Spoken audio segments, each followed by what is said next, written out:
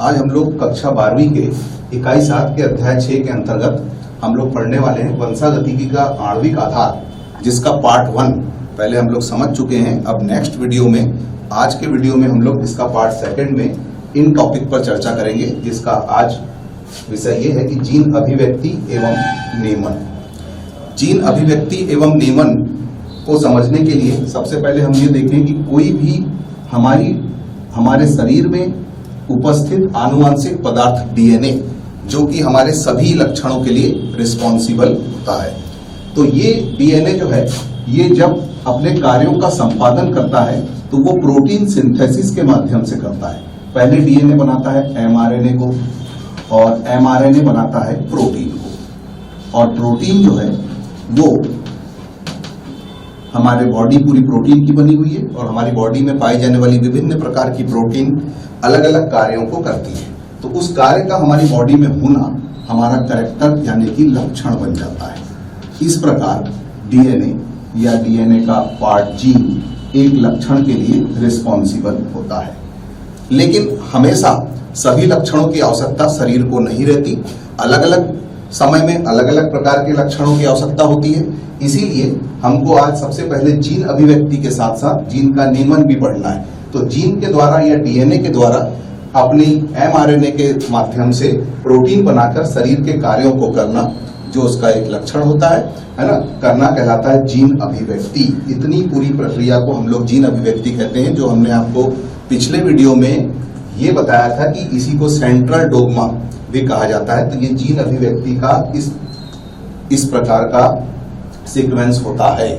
ठीक, अब इस जीन अभिव्यक्ति का रेगुलेशन आपको मालूम है, जोहानसन ने जीन वर्ड का यूज किया था, और जीन कॉन्सेप्ट भी जोहानसन ने 1906 में दिया था। और उन्होंने बताया था कि जीन, जो कि डीएनए का पार्ट होता है, वो हमारे शरीर के सभी संरचनात्मक, कार्यात्मक, फिजियोलॉजिकल सभी कैरेक्टर के लिए रिस्पॉन्सिबल होता है।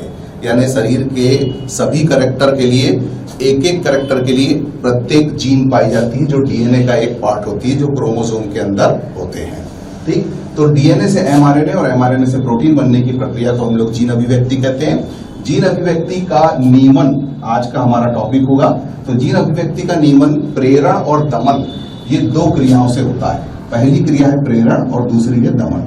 प्रेरण का मतलब होता है किसी जीन को बनाने के लिए प्रेरित कर। जब किसी शरीर में किसी कैरेक्टर की आवश्यकता होती है, पहले नहीं थी, अचानक से वो आवश्यकता उत्पन्न होती है, तब उसकी जीन को पहले बनाया जाता है और फिर वो कैरेक्टर वहां पर कार्य करता है। तो यह प्रक्रिया ऐसे जीनों का समूह जो है, जो कि उसी समय उत्पन्न होते हैं और उस क्रिया को करते हैं, वो कहलाते हैं प्रेरण।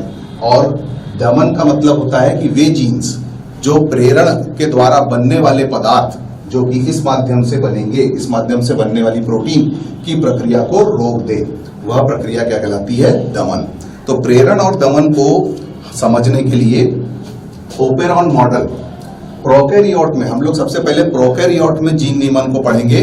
तो प्रोकैरियोट में जीन नियमन को हम लोग यहाँ देखते हैं कि लैक ओपेरॉन कॉन्सेप्ट, जो कि जैकब एवं मोनार्ड के द्वारा दिया गया था 1961 में, जिन्होंने सबसे अच्छा प्रोकैरियोट में जीन नियमन की प्रक्रिया को समझाया। लेकिन सबसे पहले हम लोग जीन नियमन का एक परिचय पढ़ लेते हैं कि जीन नियमन होता क्या है। तो देखिए, हमारा डीएनए एक डबल हेलिकल मॉडल है और इस प्रकार का होता है, जिसमें 2 धागे होते हैं। ये हम लोग पहले ही पढ़ चुके हैं। डीएनए का एक निश्चित लंबाई का सेगमेंट एक जीन कहलाता है, जो कम से कम एक लक्षण के लिए जिम्मेदार है। एक जीन एक लक्षण के लिए जिम्मेदार होती है। हमारे डीएनए में बहुत सारी जीन होती है, और ये जीन करीब करीब 3 बिलियन जीन हमारे डीएनए में पाई जाती है। तो ये जीन एक लक्षण के लिए जिम्मेदार होती है, दूसरी जीन दूसरे लक्षण के लिए जिम्मेदार होती है। लेकिन हमारे शरीर में आपने देखा होगा कई बार बहुत सारे अंग एक साथ कार्य करते हैं। तो जब एक साथ कार्य करते हैं तो बहुत सारी जीन एक साथ अपना कार्य करती रहती है। कुछ जीन का कार्य कुछ समय के पश्चात चालू होता है, जैसे कि जब हम 18 साल के बाद सेक्सुअली मैच्योर हो जाते हैं, उस समय हमारी बॉडी में हमारे सेक्स ऑर्गन में गैमिट्स का फॉर्मेशन होता है, अर्थात गैमिट्स का बनना भी हमारा एक लक्षण है। उस जीन का कार्य हमेशा 14 से 18 साल के बाद ही होगा। बचपन से इस जीन की के कार्य की कोई आवश्यकता नहीं पड़ती। इसीलिए सभी जीन हमेशा एक्टिव नहीं होती। तो हम यहां ये देखने वाले हैं कि हमारी बॉडी में जितनी भी जीन है, हमारी बॉडी में जितनी भी जीन है, उनके हमेशा लक्षण बनाने की आवश्यकता नहीं होती। कुछ जीन जो लक्षण बना रही है, समझ जाइए उन जीन का स्विच ऑन है। अगर इनका स्विच ऑन है तो ये क्या करेगी, इस जीन एक्सप्रेशन के माध्यम से डीएनए से एमआरएनए, एमआरएनए से प्रोटीन और प्रोटीन के माध्यम से लक्षण को बनाएगी। अभी इस जीन के लक्षण की आवश्यकता है, और अगर इस जीन के लक्षण की भी आवश्यकता है, दो जीन एक साथ कार्य करते, इसका भी स्विच ऑन रहेगा, ठीक। लेकिन ये जीन, इस जीन की आवश्यकता हमको बाद में पड़ने वाली है। हमारी बॉडी में सबसे पहले इन दोनों जीन की अभी तात्कालिक आवश्यकता है और अभी इस जीन की आवश्यकता नहीं। तो इसका स्विच कैसा रहेगा, ऑफ, और इसका स्विच ऑफ रहेगा तो अभी इससे कोई भी लक्षण नहीं बनेगा, कोई भी प्रोटीन नहीं बनेगी और वो लक्षण को नहीं बनाएगी, ठीक। तो हमेशा सभी जीन कार्य नहीं करते। कौन सी जीन का स्विच ऑन रहेगा और कौन सी जीन का स्विच ऑफ रहेगा, ये देखने के लिए भी हमारे पास एक जीन है, जिस जीन को हम लोग बोलते हैं आई जीन। इसी का नाम है रेगुलेटर जीन। रेगुलेटर जीन के द्वारा इन सभी जीन के कार्यों पर नियंत्रण रखना जीन रेगुलेशन कहलाता है। तो आपको समझ में आया कि जीन नियमन किसे कहते हैं। हमारे शरीर में करोड़ों जीन हैं, जो हमेशा सभी जीनों के एक साथ सक्रिय रहने की आवश्यकता नहीं पड़ती। कभी कुछ जीन सक्रिय होती है, कभी कुछ जीन सक्रिय होती है। जब ऐसा भी हो सकता है कि एक समय में एक से ज्यादा जीन भी सक्रिय हो, तो सक्रिय होने का मतलब वो अपना क्या दिखाए, जीन अभिव्यक्ति से अपना लक्षण बनाए, ठीक। लेकिन जिनकी आवश्यकता नहीं है वो लक्षण नहीं बनाएंगी, ठीक। तो हमेशा हर जीन के लक्षण बनाने की आवश्यकता नहीं होते। कुछ लक्षण हमको यंग स्टेज में काम आते हैं, कुछ लक्षण बुढ़ापे में काम आते हैं, कुछ लक्षण हमारे बचपन में काम आए थे हमको। इस प्रकार हम देखते हैं कि सभी जीन को हम लोग स्विच ऑन करके एक्टिवेट नहीं करते। तो कौन सी जीन एक्टिवेट रहेगी और कौन सी जीन एक्टिवेट नहीं रहेगी, ये देखने के लिए भी हमारे पास इसी डीएनए का एक टुकड़ा कार्य करता है, जिसको हम लोग रेगुलेटर जीन आई कहते हैं। और उस रेगुलेटर जीन के द्वारा इन सभी जीन के स्विच को ऑन या ऑफ करना, यानी कौन सी जीन कार्य करेगी और कौन सी नहीं करेगी, इस बात का नियंत्रण करना ही जीन रेगुलेशन कहलाता है, ठीक। तो जीन नियमन या जीन रेगुलेशन अब आपके समझ में आ गया।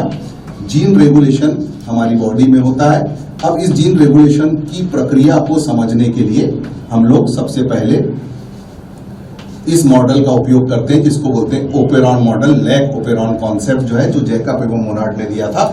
लेकिन प्रोकैरियोट में जीन रेगुलेशन का अध्ययन किया गया है, क्योंकि प्रोकैरियोट में जीन रेगुलेशन की संपूर्ण क्रियाओं को ज्ञात कर लिया गया है, ठीक। तो प्रोकैरियोट में जीन रेगुलेशन जो आपके कोर्स में है, इंपॉर्टेंट क्वेश्चन है ये, ठीक। तो हम यहाँ देखते हैं कि कैसे वो कार्य करेगा। अब इसी डीएनए को अगर हम इस प्रकार से बनाते हैं, देखिए ये हमारा डीएनए है, इसका ये एक धागा हो गया, ठीक। दूसरा धागा,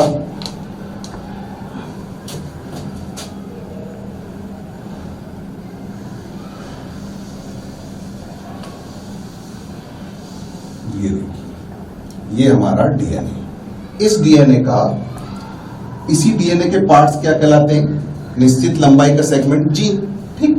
तो सबसे पहले हम लोग यहां पर बनाते हैं एक पार्ट, ये यहां से यहां तक का, इसको हम लोग नाम देंगे रेगुलेटर जीन।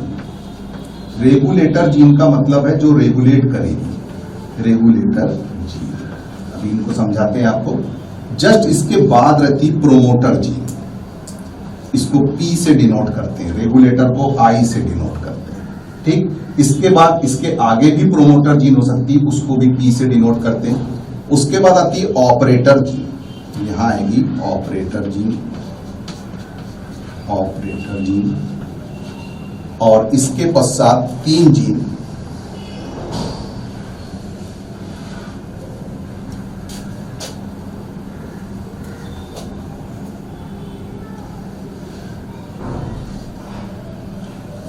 जिसको हम इस पार्ट में बांट सकते हैं, ये और ये। इस प्रकार ये 3 जीन, जिनको बोलते हैं Z, Y, A, ये ZYA को बोला जाता है स्ट्रक्चरल जीन। तो यहां से यहां तक की जीन जो कि स्ट्रक्चर बनाएंगी, स्ट्रक्चर बनाने के लिए रिस्पॉन्सिबल होती है, तो इनको कहा जाता है स्ट्रक्चरल जीन।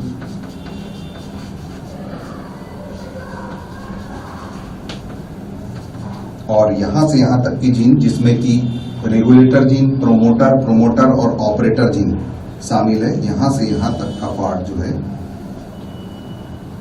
पूरा, ये तीनों कहलाती कंट्रोलर जीन।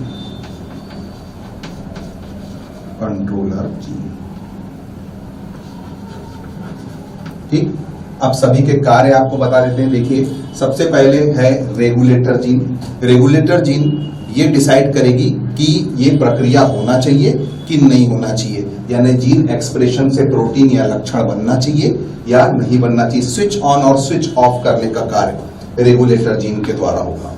इसके पश्चात इस रेगुलेटर जीन के कार्य में मदद करने वाली जीन जो आगे भी रह सकती है और पीछे भी रह सकती है, इसी सीक्वेंस के आगे और पीछे रह सकती है, इनको बोलते हैं प्रोमोटर जीन। ऑपरेटर जीन इस प्रक्रिया को आगे बढ़ाएगी और स्ट्रक्चरल जीन जो कि ZYA होती है, ये स्ट्रक्चरल जीन स्ट्रक्चर बनाएगी, यानी ये mRNA को बनाएगी और mRNA से प्रोटीन बनेगी और प्रोटीन से क्या बन जाएगा, लक्षण।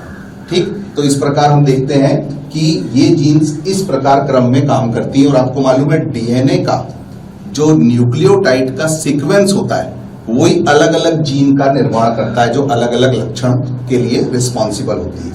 अगर ये प्रोमोटर जीन है, इसका मतलब यह है कि यहां पर न्यूक्लियोटाइड का सीक्वेंस ऐसा है कि वो प्रोमोटर जीन का कार्य कर रही है। रेगुलेटर जीन का सीक्वेंस इससे अलग है, इसलिए वो रेगुलेटर जीन का काम कर रही है।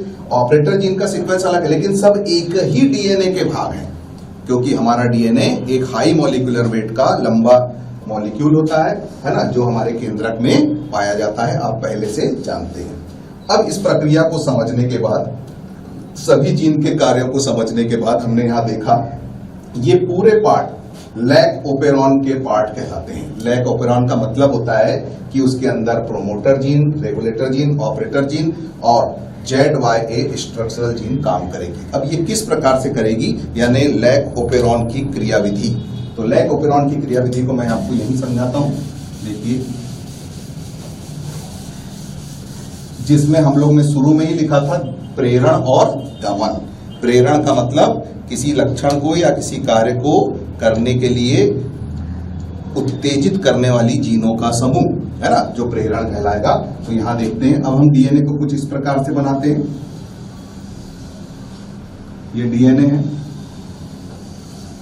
इस डीएनए का मैंने पहले ही कहा था, ये वाला पार्ट आई जीन, रेगुलेटर जीन, आगे भी प्रोमोटर और पीछे भी प्रोमोटर, यानी कि इसके आगे का सीक्वेंस भी प्रोमोटर का काम करता है इस प्रक्रिया में इसको हेल्प करने का, और इसके बाद वाला भी प्रोमोटर का काम करता है।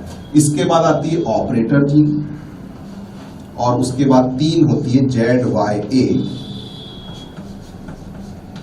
Structural gene. ये हम पढ़ चुके हैं। ठीक, अब इस प्रक्रिया में हम देखते हैं कि ये ओपेरॉन मॉडल कैसे कार्य करता है। तो अब ये ओपेरॉन मॉडल किस प्रकार कार्य करता है, ये जो आई जीन है, अगर हम इकोलाई में, हम लोग जीन रेगुलेशन की क्रिया इकोलाई में पढ़ रहे हैं, ये इकोलाई है। इस इकोलाई में ये इसका जेनेटिक मटेरियल है ना, और ये इसका साइटोप्लाज्म बैक्टीरिया है। ठीक, इकोलाई को अगर हम ऐसे कल्चर में उगाते हैं जिसमें खूब सारी शुगर, लैक्टोज शुगर, तो लैक्टोज शुगर इसके अंदर बनने लग जाती है। अब ये आ गई लैक्टोज शुगर। लैक्टोज आपको मालूम है डाइसैकराइड है। इस लैक्टोज शुगर को तोड़ने के लिए अगर हम इसको तोड़ते हैं तो ये 2 मोनोसैकराइड में टूटेगी, ग्लूकोज और ग्लैक्टोज, ग्लूकोज और ग्लैक्टोज। ठीक, तो जब इस इकोलाई के अंदर लैक्टोज शुगर आ जाएगी तब ये क्या करेगा यहां, लेकिन इसके लिए लगने वाला एक एंजाइम है जिसका नाम है beta galactosidase. Beta galactosidase enzyme के पीछे ASE सफिक्स लगा होता है, आप लोग को मालूम है पहले से। तो बीटा ग्लैक्टोसाइडेज एंजाइम जो कि एक प्रोटीन है, सभी एंजाइम जो होते हैं वो प्रोटीन होते हैं, और यहाँ पर बी ग्लैक्टोसाइडेज जो आपको दिख रहा है, बीटा ग्लैक्टोसाइडेज, उसका निर्माण करने लग जाएगी इकोलाई की कोशिकाएं। क्यों? क्योंकि इसमें क्या डाला गया? लैक्टोज, यानी कि इसको लैक्टोज के माध्यम में कल्चर में उगाया गया। किसको? इकोलाई को। इकोलाई को लैक्टोज के कल्चर में उगाने के कारण इसके अंदर लैक्टोज की मात्रा आ गई और अब लैक्टोज को ये तोड़ने का प्रयास करेगा। लैक्टोज को तोड़ने के लिए इसको आवश्यकता पड़ेगी बीटा ग्लैक्टोसाइडेज एंजाइम की। तो इसके अंदर बीटा ग्लैक्टोसाइडेज का निर्माण चालू होगा और बीटा ग्लैक्टोसाइडेज के निर्माण को हम लोग यहाँ देखने वाले हैं। ठीक, इसलिए इसका नाम पड़ता है लैक-ओपेरॉन मॉडल। तो यहां पर हमने देखा कि ये जो लैक्टोज शुगर है ये यहां इंड्यूसर का काम कर रही है। इंड्यूसर, प्रेरित करने वाला पदार्थ इंड्यूसर कहलाता है। ठीक, इसी प्रक्रिया को हम लोग प्रेरण कहते हैं। प्रेरण की प्रक्रिया में हमने लैक्टोज शुगर को इसके अंदर जब डाला तब इसमें इंड्यूसर के रूप में लैक्टोज ने कार्य किया और इसी लैक्टोज के डालने के बाद ही इकोलाई में बीटा ग्लैक्टोसाइडेज का निर्माण प्रारंभ होगा ताकि वो इस लैक्टोज को तोड़ सके। काय में? ग्लूकोज और ग्लैक्टोज में। ठीक है, ताकि उसका पाचन कर सके। पहले जब तक हमने लैक्टोज इसमें नहीं डाला था तब तक बीटा ग्लैक्टोसाइडेज की आवश्यकता थी क्या इकोलाई को? नहीं थी। ठीक, इसके बाद ही हुई, इसलिए लैक्टोज क्या कार्य करेगी? इंड्यूसर का, प्रेरित करने वाला पदार्थ है। इसने जीन को का बनना प्रेरित किया। अब जीन कैसे बनेगा? ठीक, तो इंड्यूसर जो है, ये इंड्यूसर जो है लैक्टोज जो कि इंड्यूसर का काम कर रही है, ये इंड्यूसर जाके किसको एक्साइट करेगा? मान के चलो ये इंड्यूसर प्रोटीन है, तो ये इंड्यूसर जाके सबसे पहले आई जीन को एक्साइट करेगा।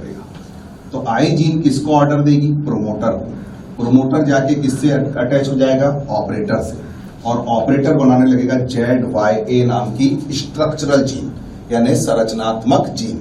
अब ZYA संरचनात्मक जीन बनी तो ये सबसे पहले बनाएगी mRNA। सबसे पहले क्या बनाएगी? mRNA। फिर mRNA से क्या बनने लगेगी? प्रोटीन। और वो प्रोटीन कौन होगा? आपको मालूम है mRNA से। देखिए ये mRNA से क्या बन रही है? प्रोटीन। तो ये प्रोटीन कौन सा है? Beta galactosidase enzyme. और बीटा ग्लैक्टोसाइडेज एंजाइम का निर्माण हो जाएगा। अब बीटा ग्लैक्टोसाइडेज एंजाइम का निर्माण हो जाएगा तो लैक्टोज को तोड़ने का कार्य अब इकोलाई में हो सकता है। वो ग्लूकोज और ग्लैक्टोज में तोड़ सकती है। अर्थात ये पूरी प्रक्रिया में को स्टार्ट करने में इस बीटा ग्लैक्टोसाइडेज के निर्माण को बनाने के लिए, निर्माण को करने के लिए कौन रिस्पॉन्सिबल है? इंड्यूसर, जिसने किसको एक्साइट किया?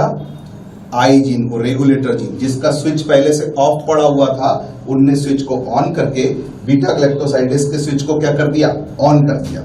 और बीटा ग्लैक्टोसाइडेज का स्विच ऑन हो गया तो उसका निर्माण हो गया। ये स्विच ऑन हो गया, जबकि पहले स्विच कैसा था? ऑफ था, यानी कि ये जीन पहले कार्य कर रही थी क्या? नहीं कर रही थी। ठीक है, तो इस प्रकार इस प्रक्रिया को हम लोग बोलते हैं प्रेरण। तो प्रेरण को हमने समझ लिया। अब हम लोग दमन को समझते हैं। ठीक, इसके बाद हम लोग दमन को समझते हैं। इसी डायग्राम के थ्रू ये प्रक्रिया समझी जा सकती है। देखिए,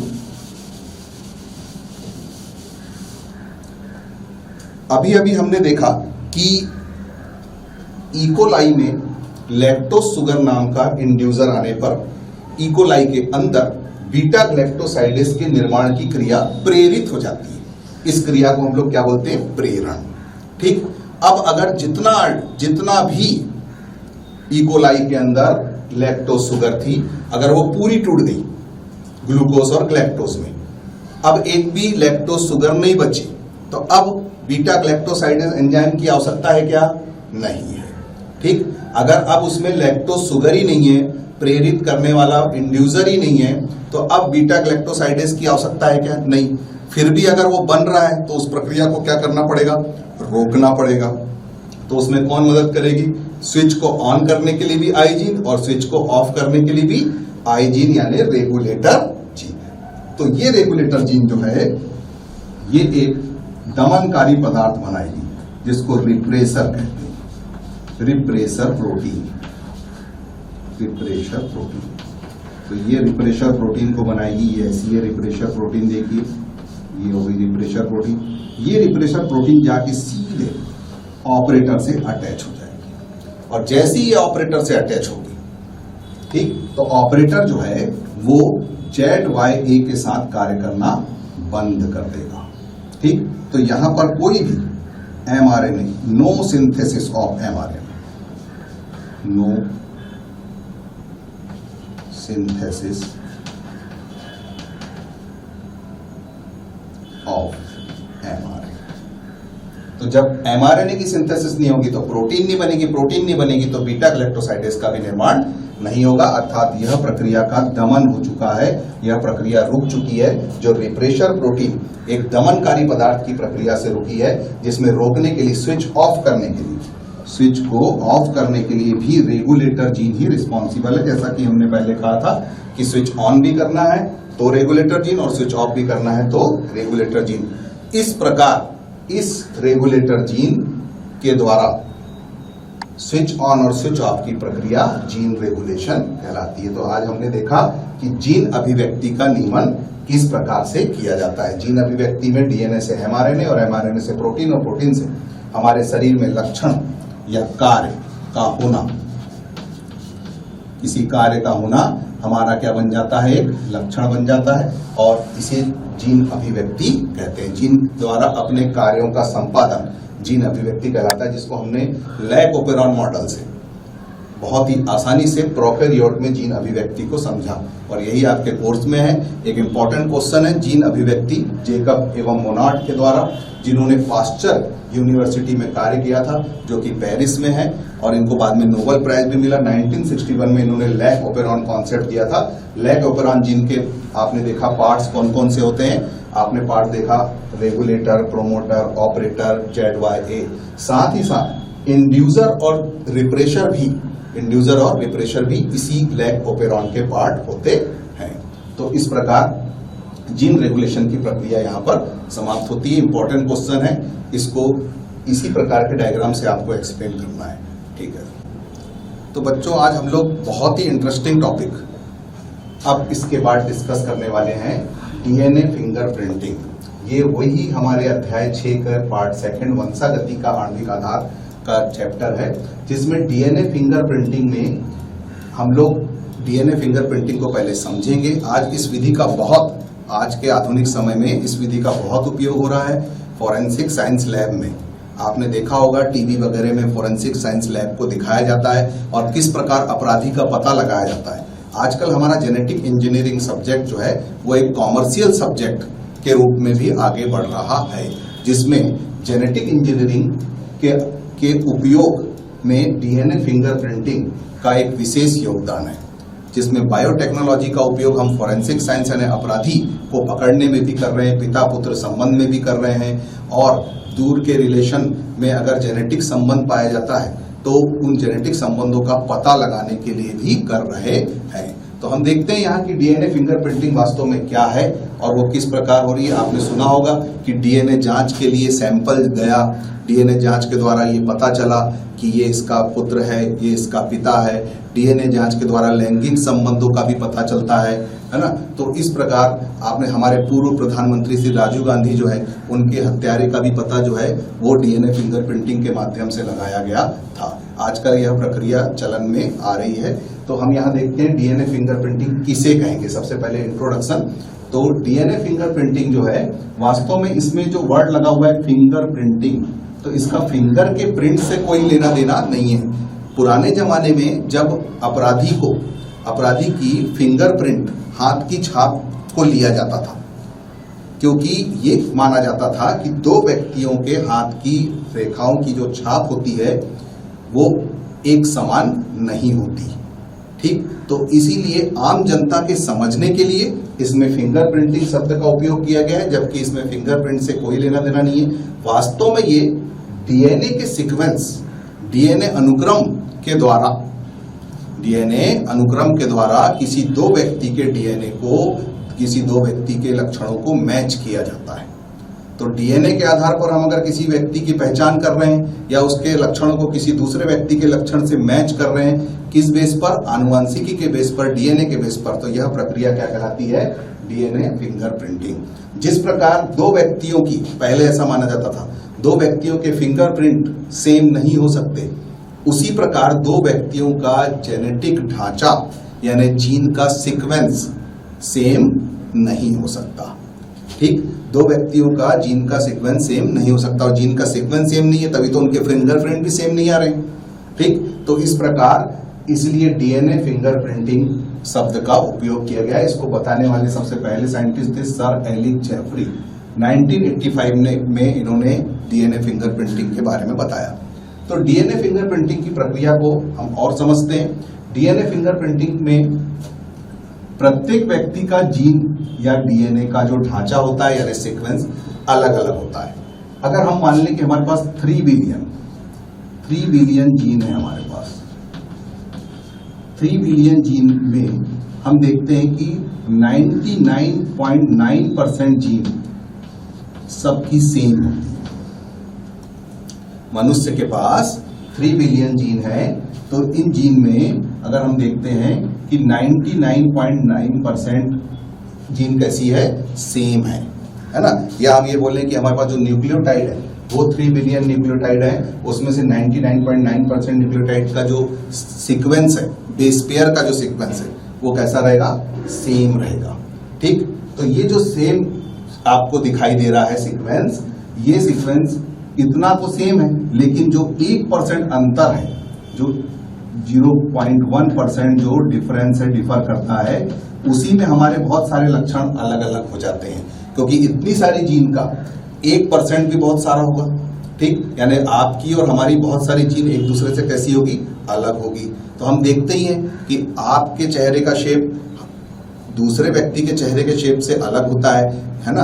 हर प्रकार की प्रक्रिया अलग होती है, कार्य करने का तरीका अलग होता है। तो वो इस 1% में आता है, 0.1% में आता है, सोचिए आप, है ना। तो इस प्रकार से इतना डिफरेंस का भी पता लगाना, तो बिना सीक्वेंसिंग को जाने, यहां पर हम लोग एक बात क्लियर कर लेते हैं कि हमको 2 व्यक्ति के डीएनए को मैच करना है कि वो कितना मैच होता है, लेकिन बिना डीएनए का सीक्वेंस जाने, क्योंकि डीएनए का सीक्वेंस को जानना एक बहुत जटिल प्रक्रिया है। किसी डीएनए का सीक्वेंस तैयार करना डीएनए सीक्वेंसिंग कहलाता है। वो हमारे कोर्स में नहीं है, लेकिन हम 2 व्यक्ति के डीएनए को इस विधि के द्वारा, डीएनए फिंगरप्रिंटिंग की विधि के द्वारा क्या कर सकते हैं, मैच। यानी एक व्यक्ति का जीन और डीएनए का एक पार्ट होता है डीएनए, और दूसरे व्यक्ति का डीएनए यानी जीन को केवल मैच करने की प्रोसेस, कि वो कितने परसेंट वो मैच होता है, कितने परसेंट वो मैच होता है। तो इस प्रोसेस का नाम हम क्या बोलेंगे, डीएनए फिंगरप्रिंटिंग। ठीक, इस विधि में हमको 2 प्रक्रियाओं की आवश्यकता होगी। एक तो है ये विधि दो प्रक्रियाओं पर आधारित है, बोलना चाहिए, RFLP और VNTR। पहले तो इनका मतलब और फुल फॉर्म को हम लोग समझ लें, RFLP और VNTR। RFLP का मतलब होता है रेस्ट्रिक्शन फ्रैगमेंट का मतलब होता है टुकड़े, fragment length, restriction fragment length,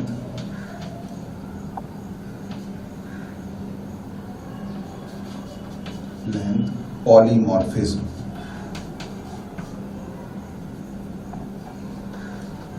polymorphism यानी बहुरूपता। ठीक, इसके अलावा दूसरा variable number of tandem repeat, variable number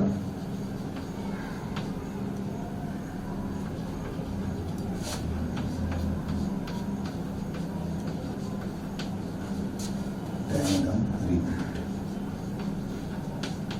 ठीक, तो ये दोनों प्रक्रिया को सबसे पहले हम लोग समझ लेते हैं। सबसे पहला है रेस्ट्रिक्शन फ्रैगमेंट लेंथ पॉलीमॉर्फिज्म। इसका मतलब होता है कि जो रेस्ट्रिक्शन एंजाइम है, जो डीएनए को काटता है, डीएनए को बीच में से काटने के लिए जो एंजाइम उपयोग में आता है, आपने रेस्ट्रिक्शन एंडोन्यूक्लियस उसे कहते हैं, पहले भी आपने इसको पढ़ा होगा। रेस्ट्रिक्शन एंडोन्यूक्लियस की खोज किसने किया था, आर्बर, नाथान्स और स्मिथ ने। इसको केमिकल सीजर भी कहते हैं। ये इसकी खोज इतना इंपॉर्टेंट थी कि इसके बाद ही बायोटेक्नोलॉजी संभव हो पाया है। ट्रांसजेनिक पादप, ट्रांसजेनिक एनिमल, सब इसके बाद ही संभव हो पाया। तो रेस्ट्रिक्शन एंडोन्यूक्लियस एंजाइम डीएनए को काटने में सक्षम है, इसको केमिकल सीजर बोलते हैं। इसकी खोज आर्बर, नाथान्स और स्मिथ ने की थी।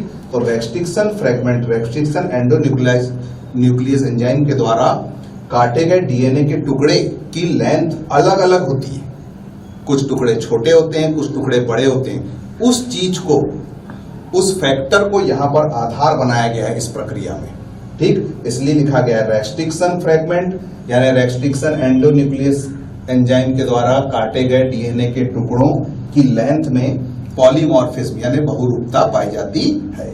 इसके बाद variable number of tandem repeat का मतलब होता है अलग अलग साइज के जो डीएनए के टुकड़े होते हैं वो बार बार टेंडमली रिपीट होते हैं, ठीक। उनका भी उपयोग किया जाता है। उस आधार पर हम एक व्यक्ति के डीएनए को दूसरे व्यक्ति के डीएनए से क्या करते हैं, मैच करते हैं। अर्थात डीएनए के मैच करने की प्रोसेस का ही नाम क्या होगा, डीएनए फिंगरप्रिंटिंग। किसी भी दो व्यक्ति परस्पर संबंध वाले व्यक्तियों के डीएनए को भी मैच करना कि वो कितने % मैच होता है, यह प्रक्रिया डीएनए फिंगरप्रिंटिंग कहलाती है। ये आपका इंट्रोडक्शन हो गया। अब इसके बाद हम लोग इसकी मेथड पर ध्यान देते हैं। देखिए,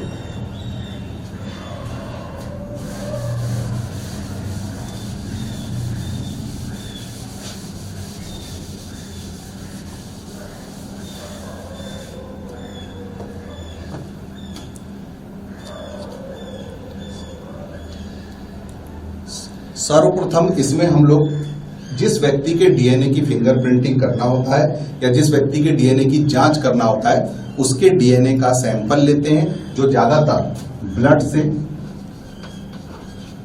सीमन से लिया जाता है, ठीक। वैसे तो और भी स्ट्रक्चर हैं जिनसे ब्लड का, जिनके से डीएनए का सैंपल लिया जा सकता है, लेकिन ब्लड और सीमन से कॉमनली ज्यादा सैंपल लेने का कार्य होता है। तो डीएनए को इसमें से सबसे पहले आइसोलेट करके ब्लड या सीमन में से जो भी व्यक्ति होता है जिसका डीएनए हमको दूसरे के डीएनए से मैच करना होता है, जिसके डीएनए की फिंगरप्रिंटिंग करना होता है, उसको हम लोग इसमें से निकाल के अलग करते हैं। ये डीएनए अगर हमको प्राप्त होता है, डीएनए एक हाई मॉलिक्यूलर वेट का मॉलिक्यूल है, इसको अलग करना जीन आइसोलेशन के तहत हम इसको अलग करते हैं। ये हमको डीएनए प्राप्त हो गया, ठीक। अब इस डीएनए को सबसे पहले हम छोटे छोटे टुकड़ों में तोड़ते हैं, जिनको बोलते हैं प्रोब। डीएनए के 15 से 30 बीपी के छोटे छोटे टुकड़े, कितने, 15 से 30 बीपी, बीपी यानी बेस पेयर, ठीक। और कहीं अगर के बीपी लिखा रहेगा तो आप समझिएगा kilo base pair. Kilo base pair का मतलब होता है 1000 बेस पेयर से 1 के बीपी बनता है, ठीक। तो 15 से 30 बीपी के डीएनए के टुकड़ों को क्या कहा जाता है, प्रोब। क्या कहा जाता है, प्रोब। तो इस प्रकार ये प्रोब तैयार हो गए। लेकिन ये प्रोब तैयार कैसे होंगे, जो मैंने आपको अभी थोड़ी देर पहले बताया था कि डीएनए को काटने में सक्षम रेस्ट्रिक्शन एंडोन्यूक्लियस एंजाइम, जिसको केमिकल सीजर कहा जाता है, तो यहां पर रेस्ट्रिक्शन एंडोन्यूक्लियस आरई की क्रिया डीएनए पर, इस डीएनए पर रेस्ट्रिक्शन एंडोन्यूक्लियस की क्रिया कराने पर ये प्रोब नाम के टुकड़े, इनका बहुत ज्यादा यूज है। DNA fingerprinting, monoclonal antibody, disease diagnosis, सभी में ये कार्य आते हैं। तो इनको अलग किया जाता है। लेकिन आप सोचिए कि डीएनए, एक कोशिका को हमको माइक्रोस्कोप में देखना कितना मुश्किल रहता है। उसके अलावा अगर हम उसके केंद्रक को देखते हैं तो मात्र एक डॉट के रूप में दिखाई देता है, और इलेक्ट्रॉन माइक्रोस्कोप से अगर हम लोग केंद्रक को देखते हैं तो तब भी आप देखते हैं कि जो डीएनए होता है, वो डीएनए जो है, वो डीएनए यहाँ बहुत ही छोटा दिखाई देता है। अब उस छोटे से डीएनए के भी हमने 15 से 30 बीपी के छोटे छोटे टुकड़े कर लिए।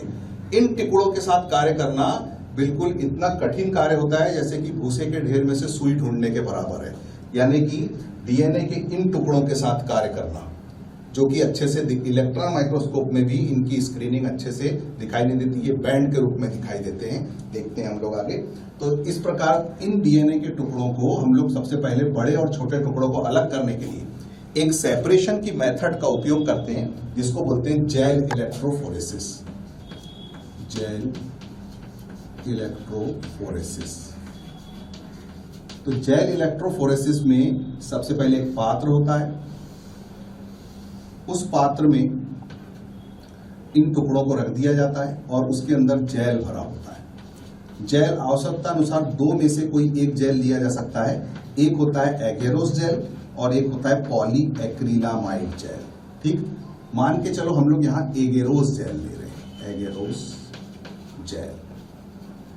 ठीक, अब जेल के अंदर डीएनए के टुकड़ों को डालकर इलेक्ट्रिक फील्ड स्थापित करना प्लस माइनस, तो इन डीएनए के टुकड़ों में मूवमेंट होने लगेगा।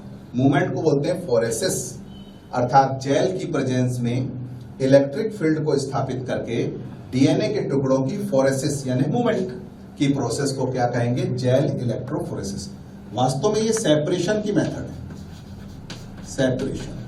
सेपरेशन यानी डीएनए के टुकड़ों को अलग करना। तो कुछ ही समय बाद हम देखते हैं कि डीएनए के बड़े टुकड़े जो हैं वो नीचे की तरफ या ऊपर भी हो सकते हैं, नीचे की तरफ या एक तरफ हो जाते हैं, और छोटे टुकड़े वो एक तरफ हो जाते हैं। यानी कि डीएनए के बड़े और छोटे टुकड़ों को हमने इस प्रक्रिया के द्वारा क्या कर दिया? अलग कर दिया। अलग करने की ही प्रोसेस का नाम था जेल इलेक्ट्रोफोरेसिस। ठीक, अब हमको इन डीएनए के टुकड़ों की पोजीशन बगैर बदले यहां से जेल को हटाना है। तो जेल को हटाकर केवल डीएनए के टुकड़ों की पोजीशन, अगर ये फिर से मिल गए तो इस कार्य को जो हमने किया है ये हमारे कोई काम का नहीं होगा। तो जेल को हटाना है और डीएनए के टुकड़ों की पोजीशन बदलना नहीं चाहिए। ठीक, तो हम देखते हैं कि अब इसके बाद हम जो प्रक्रिया करते हैं तो इसके बाद वाली प्रक्रिया को बोलते हैं सदर्न ब्लॉटिंग। इस सदर्न ब्लॉटिंग में एक नाइट्रोसेलुलोज फिल्टर पेपर का यूज किया जाता है। Nitrocellulose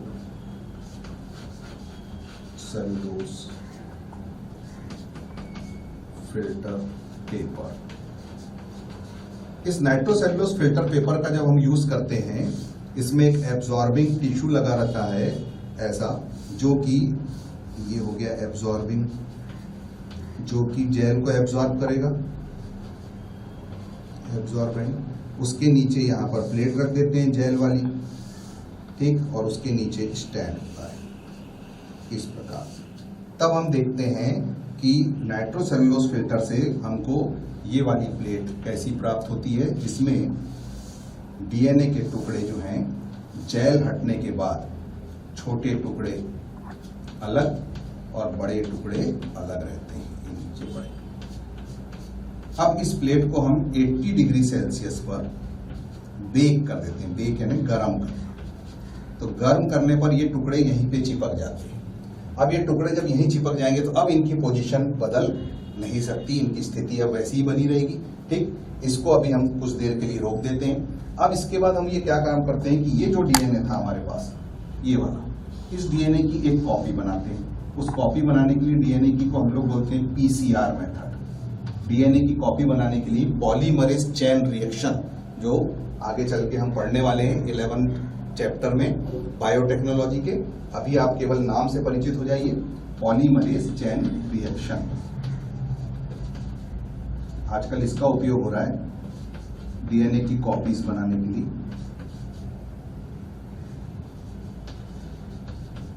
polymerase chain reaction. तो पॉलीमरेज चेन रिएक्शन से इस डीएनए की एक कॉपी बनाया। अब इस डीएनए के भी प्रोब काट लिए गए रेक्स डिक्सन एंडोन्यूक्लियस एंजाइम की सहायता से, जो 15 से 30 बीपी के थे। तो 15 से 30 बीपी वाले ये जो प्रोब हैं, इन प्रोब को अब हम लोग क्या करते हैं? रेडियो लेबल्ड करते हैं, प्रोब की लेबलिंग करते हैं। जैसा मैंने आपसे कहा था कि प्रोब तो बहुत छोटे होते हैं, प्रोब दिखाई नहीं देते, प्रोब इलेक्ट्रॉन माइक्रोस्कोप में भी अच्छे से दिखाई नहीं देते, इनकी स्क्रीनिंग ऑटो रेडियोग्राफी से करना पड़ता है, फिर भी ये उतने क्लियर दिखाई नहीं देते।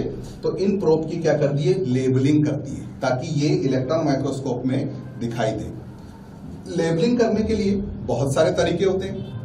फ्लोरोसेंट एंटीबॉडी से लेबल कर सकते हैं, और रेडियो एक्टिव लेबलिंग अगर करना है, जनरली हम लोग यहाँ पर रेडियो एक्टिव लेबलिंग को दिखाएंगे आपको। तो रेडियो एक्टिव लेबलिंग जो है वो यहाँ पर 32P का मॉलिक्यूल इनके साथ जोड़ दिया जाता है, 32P। तो 32P के मॉलिक्यूल को जब इसके साथ जोड़ेंगे, ये देखिए ब्लू कलर का जो दिख रहा है, ये 32P का मॉलिक्यूल प्रोब के साथ अटैच हो गया। ऐसे प्रोब को बोलेंगे लेबल्ड प्रोब। ये क्या हो चुके हैं? लेबल्ड हो चुके हैं। ये हो गए लेबल्ड प्रोब। ठीक, तो ये प्रोब क्या हो गए? लेबल्ड हो गए। अब ये आसानी से इलेक्ट्रॉन माइक्रोस्कोप में दिखाई देंगे। ऐसे लेबल्ड प्रोब को जब हम यहां लाते हैं और उसको इस प्लेट के ऊपर बिछा देते हैं, तो ये प्लेट को देखिए, मैं फिर से बनाता हूं। अगर मैंने इस प्लेट के ऊपर ऐसे लेबल्ड प्रोब को जब मैंने इस प्लेट के ऊपर रखा, तो इस प्लेट के ऊपर रखने के कारण क्या होगा कि जो नीचे का डीएनए है, अगर उसके ऊपर का डीएनए यानी कि प्रोब जो है उसका पूरक होगा, नीचे एडेनिन, ऊपर थाइमिन, नीचे साइटोसिन, ऊपर गुआनिन, या ऊपर साइटोसिन तो नीचे गुआनिन, है ना।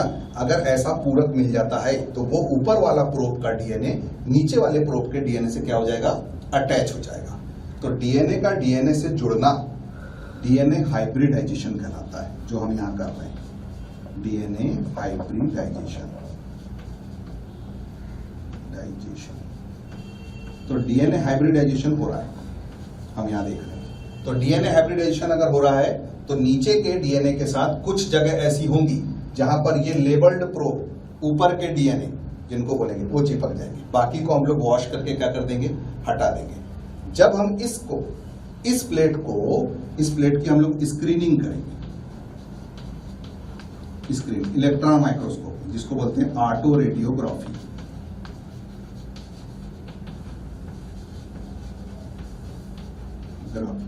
तो ऑटो रेडियोग्राफी से जब हम इसकी स्क्रीनिंग करेंगे तो ये प्लेट में हमको केवल ऊपर वाले डीएनए दिखाई देंगे, क्योंकि नीचे के डीएनए जो थे ये वाले जो कि 80 डिग्री पर बेक करने पर चिपक गए थे, इनको हमने लेबल्ड किए थे क्या, नहीं, केवल लेबल्ड वाले रेडियो एक्टिव लेबल्ड वाले डीएनए ही हमको चमकदार रूप से दिखाई देंगे और नीचे वाले डीएनए दिखाई नहीं देंगे। और अगर ऐसा हुआ कि यहाँ पर कुछ स्थान ऐसे थे जहां पर डीएनए ने, देखिए यहाँ और यहाँ, और ये दो जगह, इतनी जगह में नीचे के डीएनए से ऊपर का डीएनए जो कि क्या हो चुका है, रेडियो लेबल्ड हो चुका है, ये देखिए रेडियो लेबल्ड, वो हमको दिखाई दे रहा है। नीचे के तो एक भी डीएनए दिखाई नहीं दे रहे, तो हमारे पास ये वाला एक ग्राफ प्लेट का तैयार हो जाता है। यानी हमको पता चला इतनी जगह हाइब्रिडाइजेशन हुआ, बाकी जगह डीएनए ऐसे पड़े थे, उनको वॉश करके क्या कर दिया, हटा दिया गया। तो ये जो हमको डायग्राम प्राप्त हुआ है इसको हम सेव करके रखेंगे। फिर हम यही पूरी प्रक्रिया को उस व्यक्ति के डीएनए के साथ, जिससे इस डीएनए को क्या करना था, मैच करना था, उस डीएनए के साथ इस पूरी प्रक्रिया को दोहराकर इसी प्रकार का चित्र प्राप्त करेंगे। अगर इस चित्र के समान दूसरा चित्र भी इसी प्रकार का प्राप्त हो जाता है तो समझ जाओ दोनों का डीएनए क्या हो रहा है, मैच हो रहा है, जिससे पिता पुत्र की क्या हो सकती है, पहचान हो सकती है। जैसे कि हम यहाँ डायग्राम बना के देख लेते हैं कि हम यहाँ देखते हैं कि अगर हमको इस टाइप का डायग्राम बनाने के बाद एक बार हमने इसको सेव करके रख लिया और उसके बाद दूसरी बार जब हम ये वाला दूसरे के डीएनए के साथ जिस पर हमको शक है, जिस पर डीएनए के साथ हम जो विक्टिम है, पहले विक्टिम के डीएनए के साथ किए, फिर जिसके ऊपर अपराध सिद्ध हो रहा है उसके डीएनए के साथ अगर हम मैच कर रहे हैं और हमको यही वाला स्ट्रक्चर प्राप्त होता है, बिल्कुल ऐसा ही, जिसमें 1 2 3 4 और यहाँ पे 2, यस। तो देखिए ये दोनों चीज यानी दोनों का डीएनए क्या हो चुका है, मैच हो चुका है। तो या तो ये दोनों एक ही आदमी के डीएनए हैं, जो हमको स्पॉट में ब्लड के सैंपल मिले थे, है ना, वहां से हमने डीएनए लिया, प्लस जो अपराधी जिस पर हमको शक था उसका डीएनए लिया, दोनों एक ही व्यक्ति का होगा, तो इसी प्रकार का डायग्राम बनेगा। ठीक, या तो पिता पुत्र की जांच करना है तो बहुत कुछ सेम मिलेगा, जिससे हमको पिता पुत्र की भी क्या हो सकती है, जांच हो सकती है। तो इस प्रकार डीएनए को मैच करना डीएनए फिंगरप्रिंटिंग कहलाता है। तो डीएनए फिंगरप्रिंटिंग का प्रश्न बहुत ही इंपॉर्टेंट है। अब इसका हम लोग पढ़ते हैं सिग्निफिकेंस। सिग्निफिकेंस में हम लोग डीएनए फिंगरप्रिंटिंग में इसका उपयोग प्रयोगशाला में, आजकल फोरेंसिक साइंस की लैब अलग से होती है, ठीक, इसमें सीबीआई जांच में इसका बहुत उपयोग किया जाता है। कहीं पे मर्डर हो गया, मर्डर से हमको उसके बाल से, ब्लड से जो सैंपल मिलता है, तो दो व्यक्ति के डीएनए को पहचान करके हम अपराधी तक पहुंच सकते हैं। ठीक है, बहुत सारे रोगों से बचा जा सकता है, बहुत सारे रोगों का डायग्नोसिस किया जा सकता है। ठीक है, और इस प्रकार से ये लैंगिक संबंधों का भी पता लगाया जा सकता है। तो ये विधि आजकल बहुत ज्यादा कारगर सिद्ध हो रही है।